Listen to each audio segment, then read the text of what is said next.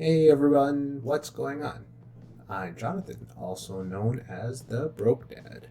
In this video, I'll be covering one of the fastest growing investment products, exchange traded funds, also known as ETFs. I'll be going through ETFs and why they are great for beginner investors. Stay tuned and join me on my journey from broke to not so broke.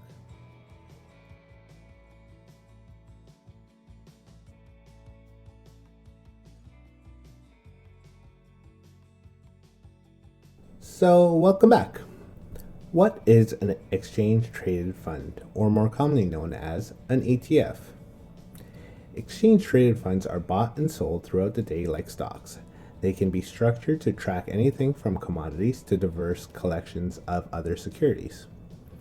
ETFs consist of different assets, stocks, bonds, commodities, or currencies, and are grouped together so investors like us can purchase that ETF share just like you would buy a share from a specific company.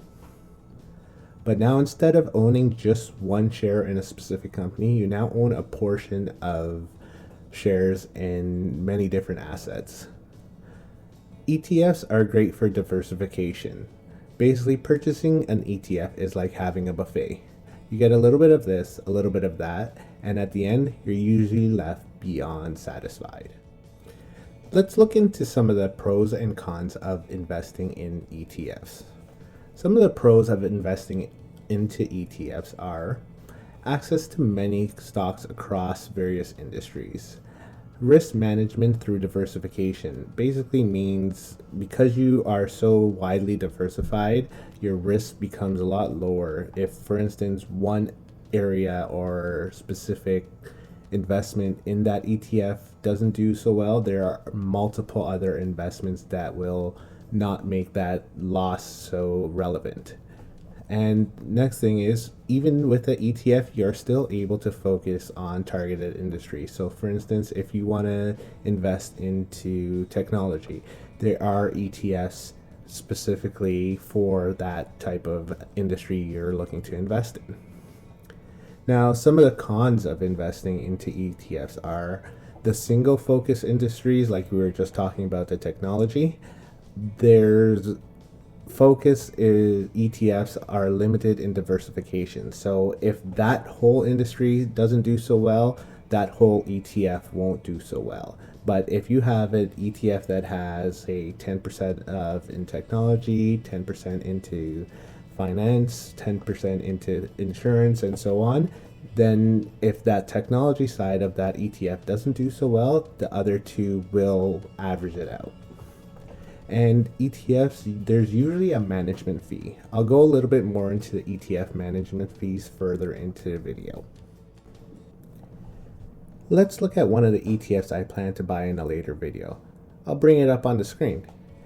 iShares Canadian Financial Monthly Income ETF, ticker symbol FIE on the TSX. Their current share price is $7.90. Their fund launch date was April 2010, so they've been around for about 11 years. They are exchanged on the TSX, Toronto Stock Exchange, and they pay a monthly dividend.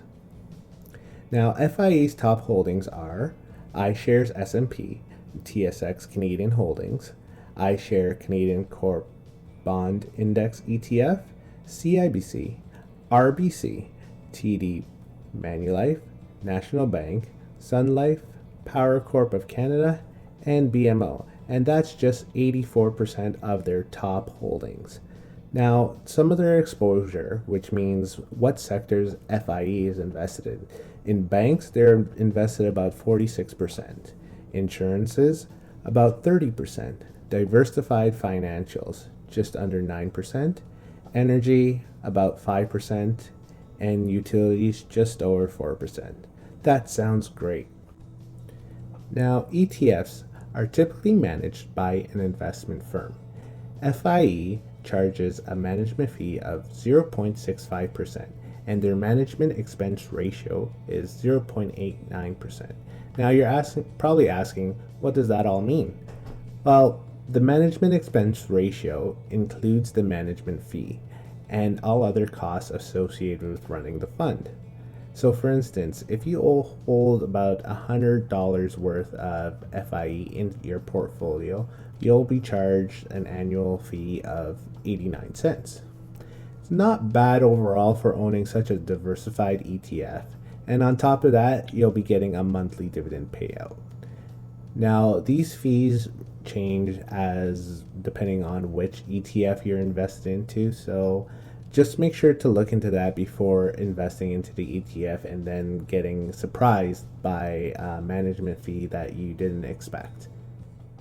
So, to sum it all up, ETFs are a basket of different shares sold on an exchange. It's a combination of all the features and benefits to owning stocks, like being able to trade them throughout the day. But unlike stocks, which represent just one company, ETF represents a basket of multiple assets and help provide a better diversification than owning a single stock. So now you're asking me, are ETF good for beginners?